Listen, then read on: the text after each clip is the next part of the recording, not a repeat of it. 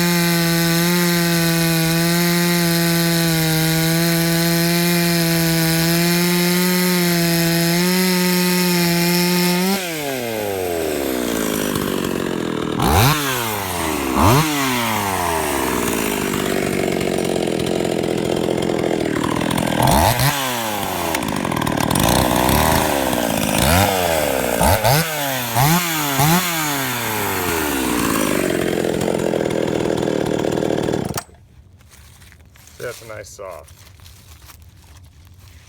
Last somebody quite a while, I'm pretty sure of it. Thanks.